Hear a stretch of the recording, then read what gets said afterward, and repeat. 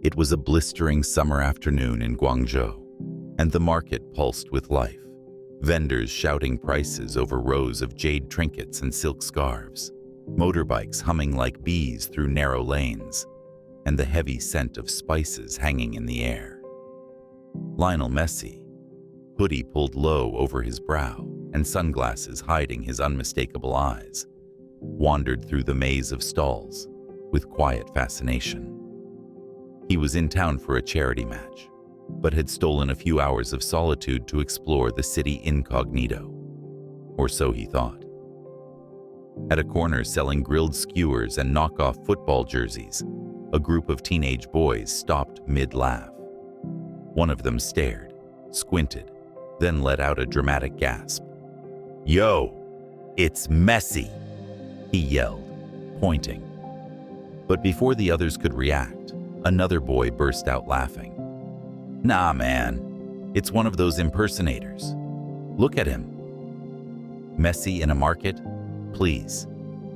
The group swarmed around, not with reverence, but teasing disbelief.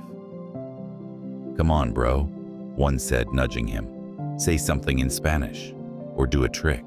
You're good, I'll give you that. You really look like him." Messi stood frozen for a beat, caught between exposure and absurdity. He could have revealed himself. He could have pulled off his sunglasses, shown the security team trailing him from a distance, and ended the farce. But something mischievous flickered across his face. He leaned in, lowering his voice. "You want a trick?" he said with a smirk. In the cramped alleyway, surrounded by crates of lychees and plastic figurines, Messi gently took a ball from one of the boys and dropped it to the ground. The space barely allowed 3 steps in either direction. Yet, within seconds, he began juggling. Right foot, left foot, thigh, shoulder, head. A spin, a step over. The ball seemed magnetized to him. One vendor stopped shouting. Another leaned out from behind a stall. Phones rose. The laughter stopped. Then came the pièce de résistance. Messi flicked the ball up, balanced it on the back of his neck, and knelt slowly until it rested perfectly on the nape of his head, hands spread like wings. He held the pose as the crowd around him fell into stunned silence. The boys stared, mouths agape. One finally whispered, That's really him."